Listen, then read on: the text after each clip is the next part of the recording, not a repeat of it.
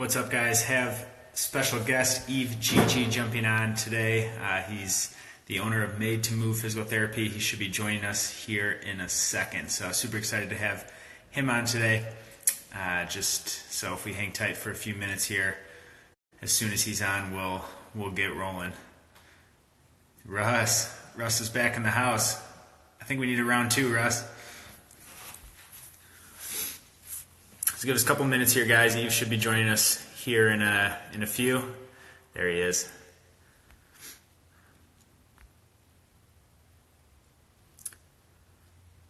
Feel free to post any questions below as they come up.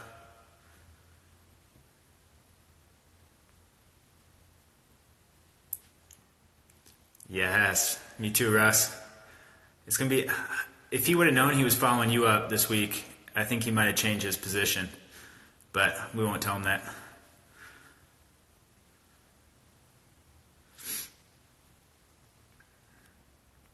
Where's everyone else watching from? We got it. Who's farthest? Russ is out in Rochester. We had someone in Indonesia last time. I think that took the cake.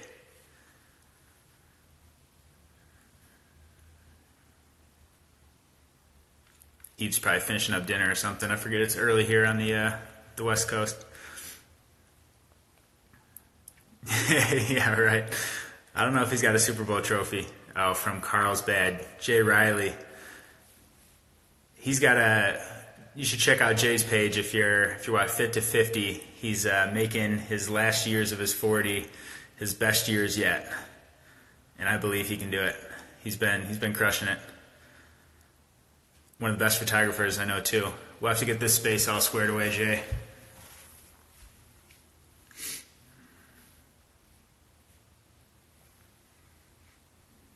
There's Yves. That's right, Jay. Yeah. No, I got confidence in you. All right, Yves ready to join.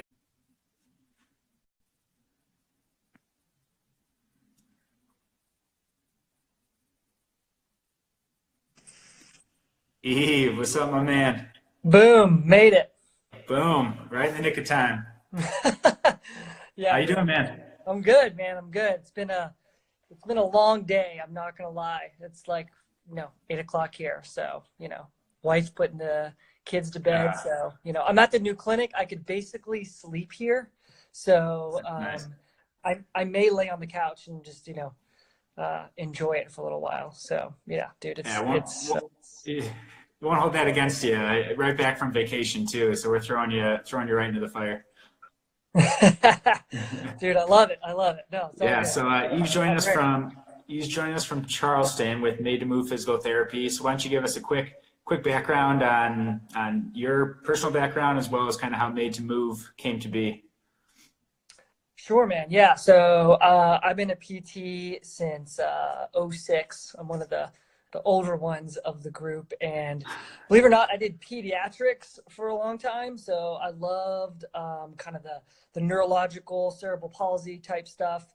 I always trained quite a bit. I've done like marathons. Like I love immersing myself in any kind of physical activity. So like if I've done Taekwondo, I've done kickboxing, I've done marathons, and I ran insurance-based practice for a few years, I'm going to make this a short story, got super frustrated, realized that my patients weren't getting the service that they needed. I looked around and saw the PTs and they were super burnt out, and just decided I'm going to go try cash-based practice. I also had just started drinking the CrossFit Kool-Aid and just loved it. Like there's nothing better. I was talking to a guy today. There's nothing better than competing against the person next to you. Like I just love competing. So like to get to do that on a daily basis is way too much fun. So, and after that, the influences I've had from like Kelly Starrett or Quinn Hennick and just like, jumping full speed in some of the Olympic lifting stuff, just realizing how important that stuff is to your body and how important strength and load is, and I just enjoy it, man. Like nothing better than, challenging your body in different ways. So what was that a natural evolution then from the, so I didn't know you did marathon stuff. Was that just getting burned out of that, or was that just finding something better? I just get bored, man. Like, no, like, dude, I used to be a buck 30.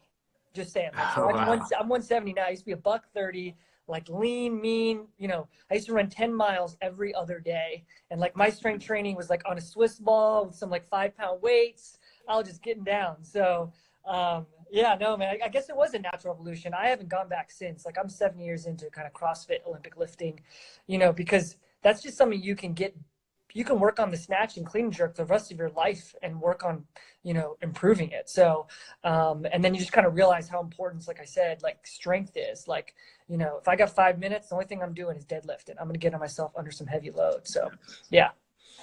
So how does that affect the population you guys see then? Do you guys see a lot of CrossFitters with that being your background, or is it a pretty good mix? Yeah, man, it's honestly a really good mix. And when I first started my practice, for sure, CrossFit was by far the number one thing that we saw. But we've really got into endurance athletes, triathletes, and endurance runners. And now we're getting just some like general population. The new thing, man, lately, which I love, is I'm getting a lot of like 60 to 7 year olds who like just kind of realize that like they're not as strong as they want to be. They can't get up off the floor, and they want to get a kettlebell. They want to get like something in their hands under load. And I'm like, man, like us as physical therapists are perfect for that. So like we're getting these new patients now who want to see us almost like, we call it performance training, but like, getting a rehab specialist like us to start programming their strength conditioning work, like A, it's really fun for me, and B, it's like super, super effective. So, not that a personal trainer couldn't do that, but like, it's been fun, man. Like it's awesome.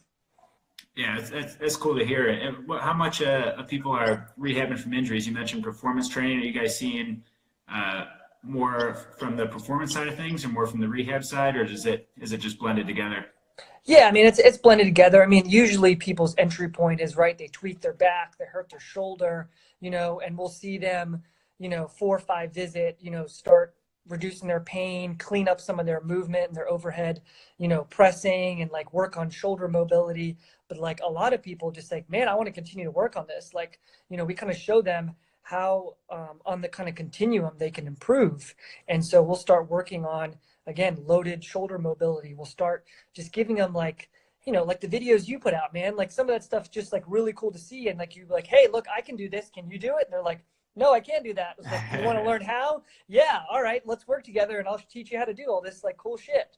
So no, man, that's what makes like PT fun right now. Like I've just had a couple good conversations today, so I'm all fired up. But it's just what I believe physical therapy is, and like how it's so cool. This kind of performance-based PT, this like mecca for us, which is just happening right now, and just it's everywhere, which is awesome.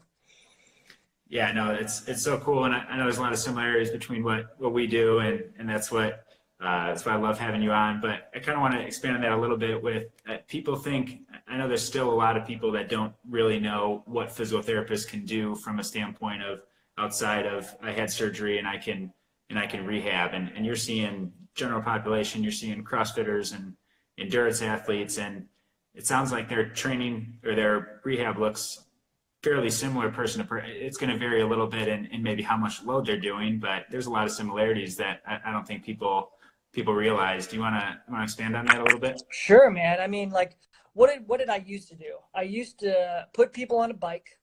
I used to do maybe a little bit of hands-on work, range of motion, and then I used to do some TheraBand exercises. And like, if I was lucky, I would do some monster walks. And now, what am I doing?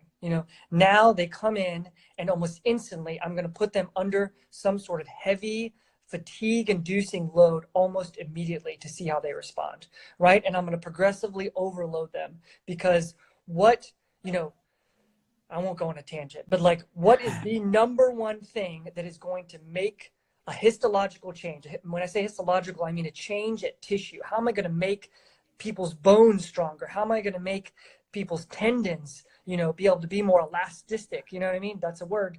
Muscles stronger. It's getting under load. That's by far the thing that's going to make the biggest bang for our buck out there. Like manual therapy aside, and I know a lot of people love it, and there's a lot of things out there that manual therapy can benefit from. But like, I don't know about you, but I am biased towards strength conditioning. I am biased towards, getting somebody uncomfortable and putting them, in a situation they don't necessarily like. And like, guess what? They end up making huge jumps, like mentally, like, oh crap, I can do this. This is awesome. Like empowering people is a big part of what I do. And then again, I get tissue change. Like that's why CrossFit and like strength conditioning is so successful, because it actually makes changes to your body. I think people are requesting you go on a longer tangent than that. They're cutting short with you're just getting on a roll there. Yeah, it happens. It's gonna happen a lot, man. It's gonna happen. Yeah. No, I love it, and it stuck with me when we were in Atlanta with a bunch of other PTs and in Danny's mastermind group, and the question was around of what modality is the best for. I don't remember how Johnny worded it, but what's your favorite modality to use in terms of getting people better? And you right away was just load it. Yeah. So loading it as the modality, and I think that's so cool. And not to focus too much on how other physical therapy practices operate, but and especially from like a manual therapy hands-on approach. But have you, and from someone who's been there, probably heavy manual at some point, or at least involved in some portion of your practice? How much hands-on work are you doing now, and how have you seen results shift now that you're loading people earlier and sooner in the process? Yeah, I mean, I still do some manual therapy, right? Because like, what's the main thing that we want to do with our patients? And that's create like a therapeutic alliance. Like they need to trust me. They need to know what I'm doing is actually going to benefit them. So like a part of that is some hands-on based stuff.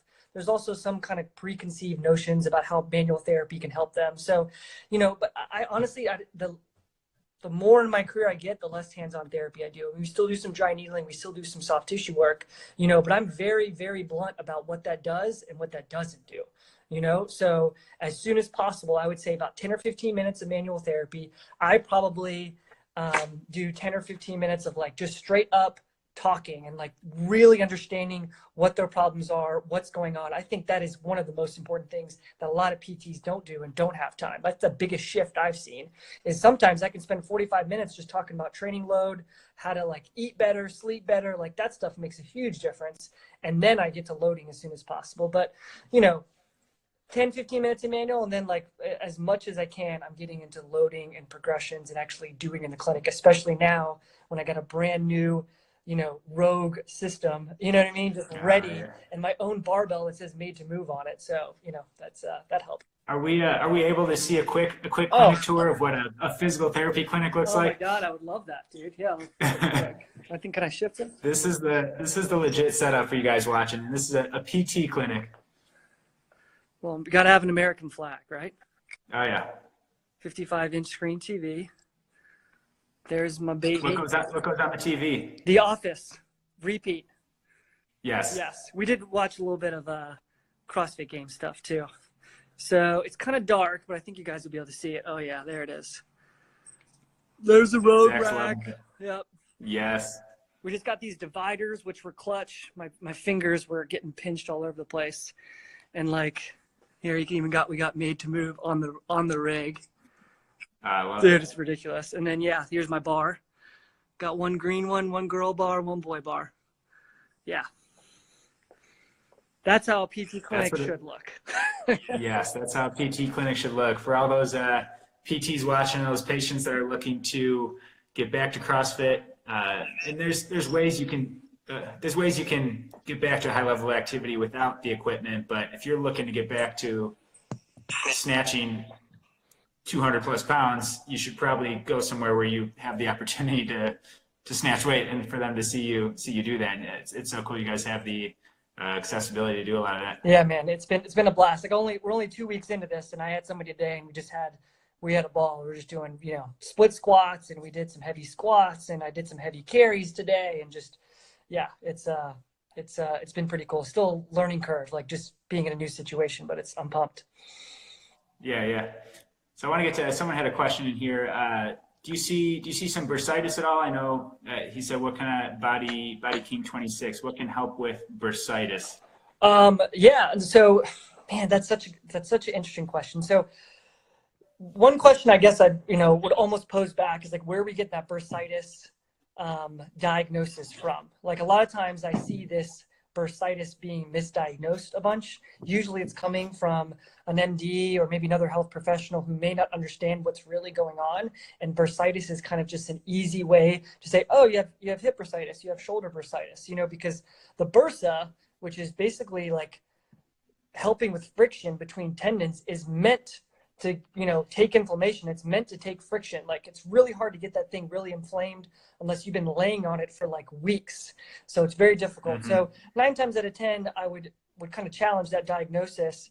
And the first thing for shoulders that we do is look at range of motion, right? Like, can you get your arm straight? Can you get it overhead? And can you get it behind your ear? If you can't do that, I would start working on mobility right away, right? And you can look at, you know, your videos, Dave, or our videos of just some shoulder mobility exercises, super basic things, you know, and get that range of motion better first and foremost, you know, into flexion, into external rotation, and into internal rotation.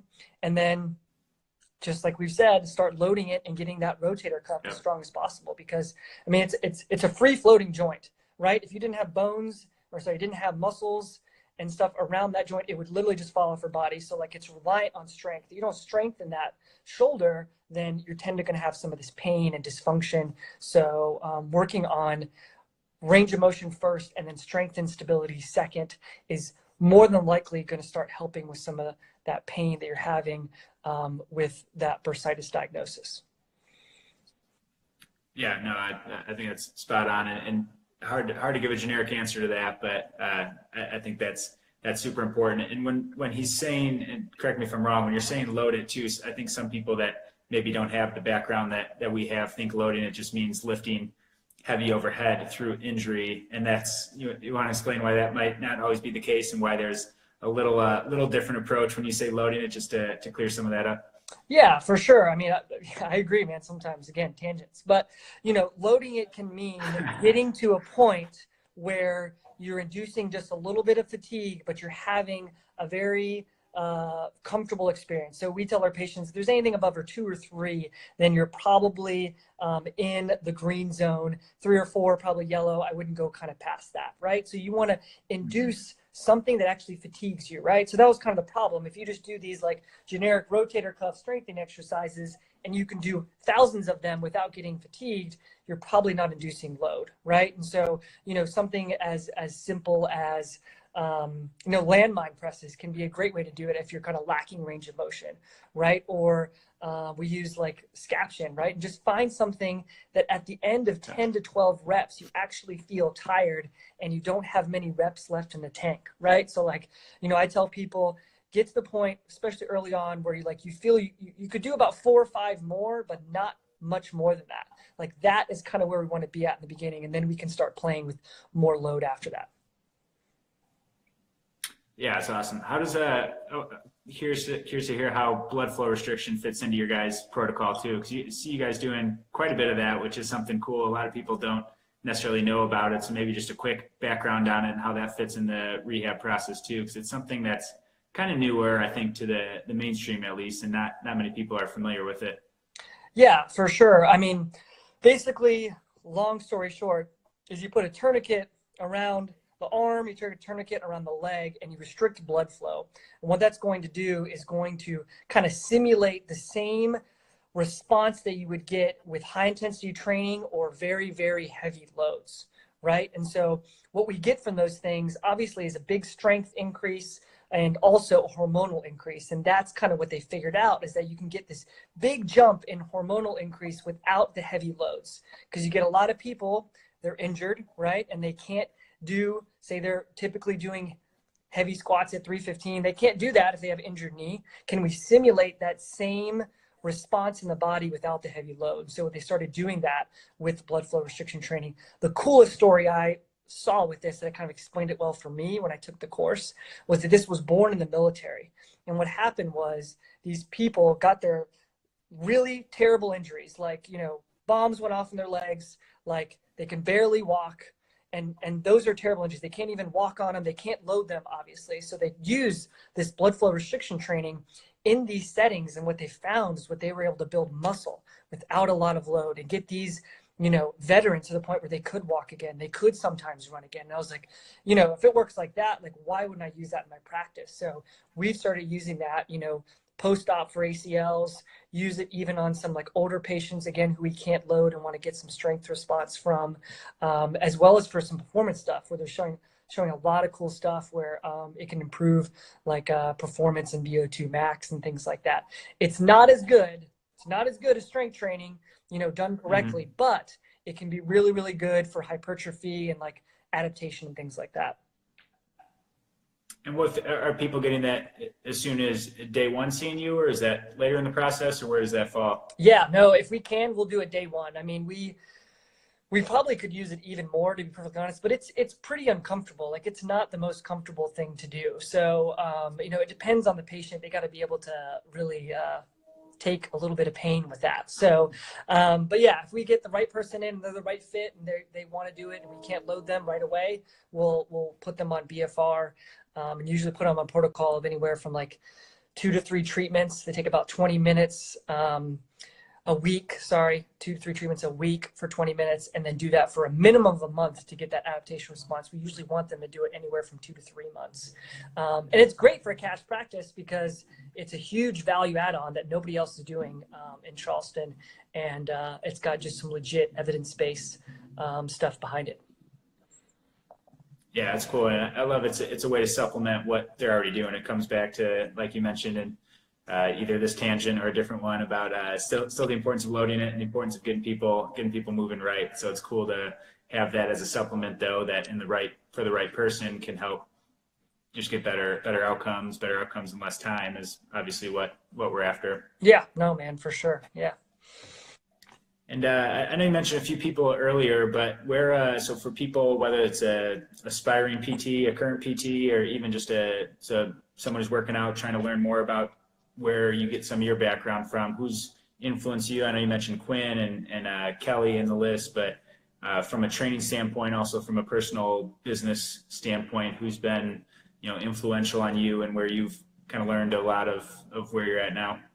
Yeah, man. I mean, it's so many different places. Like, the same as my training, I like to get as much as I can from multiple areas. If I had to pick some main ones, definitely the whole clinical athlete and Quinn and Derek Miles and Michael Ray and all those people. Like, they're now doing this barbell medicine thing that if you haven't checked that out, you totally should. Mm-hmm.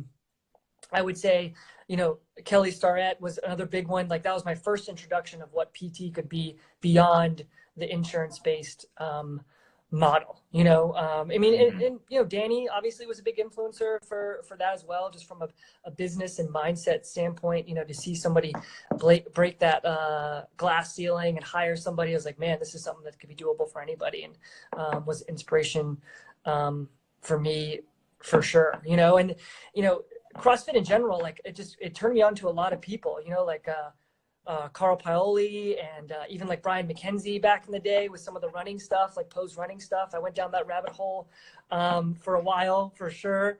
And now, like, I'm super interested in, I don't know how much you are familiar, Dave, but with Ido Portal, right? And the FRC Spina people, like, dude, that's what I'm doing. I'm going strict muscle ups. I'm going handstands. I'm just going to take a deep dive, I think, on that stuff. We got a guy here locally who's doing basically handstand push-ups on like a 10-inch box where his head comes past it.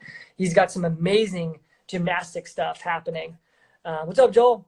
Yeah, he's doing some amazing gymnastic stuff, and that stuff just looks cool. Like, Olympic lifting kind of beats up my body, so maybe peeling back and doing some strict movements, maybe a good idea. I don't know. We'll see. I'm gonna try it.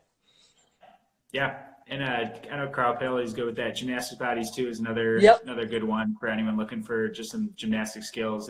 Those progressions are crazy, though. I don't know if you looked into any of that stuff yet. The people that are doing the strict stuff, it's a disciplined approach. You're doing like a hollow rock with bent knees for like 15 weeks before they make sure you drill down the basics, which is cool. Right. That's going to be scary for me, man. Like, just that takes a lot of patience, and maybe that's something I need in my life, just to do some big, because I just like, three, two, one, go and just like crush a workout and I'm done for the day. It's going to be a completely different mindset. So who knows, maybe it'll be good for me. And like, I want to do some Brazilian jiu-jitsu too, like, just do something different. So yeah, we'll see what happens. What about you? What are you doing? Are you still doing a lot of CrossFit? I mean, you're still doing a lot of loading stuff too, right? Like heavy lifting. Yeah, mixing some CrossFit once in a while for conditioning. I've been on more of a wanting to get my strength back, so a little bit of a powerlifting cycle for probably the past, I don't know, 10, 12 weeks or so. I've been trying to work the numbers back up. So I've been dialing back on the conditioning a little bit, still jumping in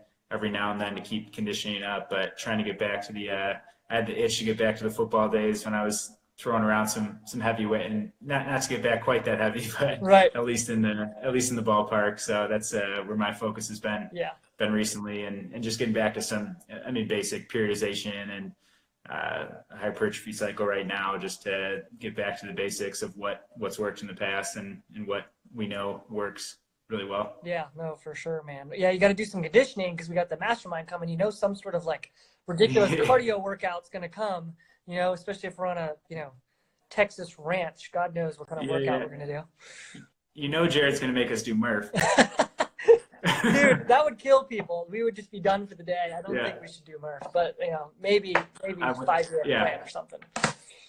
Yeah, I wouldn't show up if that was the case. So I want to get wrapped up for you here pretty shortly. We'll give time for a couple questions if anyone's got any before we go. But I know there was one that came in ahead of time. Curious on where your logo creation came from. Oh man, that's a good question. Like, so when I jumped in this practice, what I noticed in my insurance-based practice that people were requesting me a bunch. So the first thing I did was wanted to create a brand and a name. So I spent a solid amount of money, like in the thousands, of creating like a logo and a brand that I could like scale and never have to do again. So I based it off of, honestly, an inchworm. So for like slow and steady progress, like no quick fixes in life, like, you're just going to inch your way towards a healthy, more robust body. And it kind of just stuck. It's also obviously looks like an M, and it just looks kind of weird. And I think like if I had a logo like everybody else, it would just be like, there's this logo, as opposed to like, what the hell is that? Is that some sort of weird snake? I get that a lot. And I was like, perfect, because you'll never forget my logo.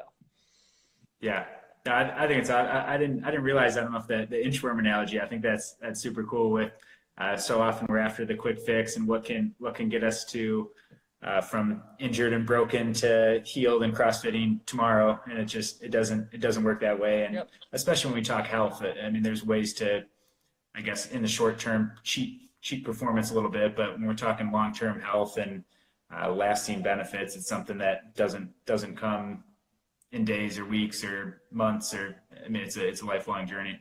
Hell yeah, man! Speaking my language.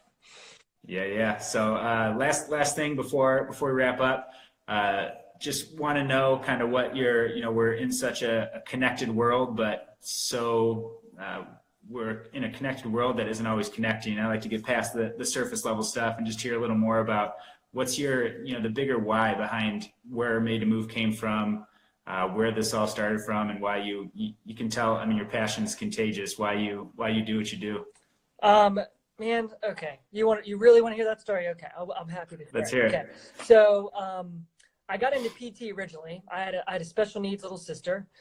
She had cerebral palsy. And like what I noticed almost instantly, and I'm like maybe 10, 12 years old, was the connection that my sister had with the PT was like unlike any other. Like what the PT did, like with CP, like you're stretching muscles, it's pretty painful, but like she's always super happy when she came in, super excited to see her despite like being in pain during some of these sessions. And like that connection was like amazing. So, honestly, my why is because like I just think making a difference to people like in a one-on-one setting is kind of like what I was built for. It's what I love to do. Like, everybody wants to make some sort of impact in the world, and that's why I did physical therapy. And like everything that's grown from that is grown from trying to make more of an impact, right? And so like in the beginning, I'm one person, I can influence my patients. Awesome. Now I have a clinic where I can influence other PTs and make more of a difference, right? Now I have multiple clinics, so I can have even bigger a difference. And now obviously doing some more of the coaching stuff, like even a bigger impact. And, that's what it's about. Just, having a positive impact. in people's lives. I love it. Cheesy, but Yeah. that's what it is, man. No, that's it. I mean, the passion doesn't just happen. So there's something behind that. So let's just wrap up. Let people know where, if local people as well as other people, where you're located at, what you're up to in the Charleston area. Yeah, sure, man. Kingsley, what's up, buddy? So if anybody wants to reach me, it's Yves, Yves, at Made2MovePT.com, right? And, go in, check our Instagram. We answer everybody's questions almost instantly. I'd love to do some more of this live stuff. I think it's a great idea. Send us a DM there. Our website is Made2MovePT.com. It's the number 2, not TO. Somebody in El Segundo, California claims the TO, so I had to change it. Yeah, go find them, Dave, for me. I'll hunt them down for you. Yeah, but no, locally, we're on Daniel Island. We just moved into a brand new space, as you've seen in the video. So, the Made2Move Health and Human Performance Center, which has been a dream of mine for a very long time. It's really cool to see it come to fruition. So, come check us out, come drop in, send us an email, whatever. We're eager to help answer your questions and, make an impact in a positive way in your health. Sure. Yeah. And if you guys aren't local too, the videos you guys put out are awesome. I know that. I mean, just simple mobility things, especially as it relates to performance too, in terms of whether you're hurt, whether you're looking to stay out of pain. There's some good stuff in there. Yeah, man. Thanks. Oh, Kingsley, you're gonna come visit. Cool. All right, buddy. Yeah, we'll do a workout together. That's gonna be awesome. Yeah. Hey, Yves, no, I appreciate you coming on, man. It's been a blast. Thanks for taking the time after the busy week, the vacation. I owe you some tacos when you're out here next. Yeah, man, I'm gonna make it happen. I need to come out there. It's been calling my name ever since I left a year ago. Yeah. All right, buddy. We'll talk to you soon. Thanks for coming on. Yeah, man. See ya. Yeah.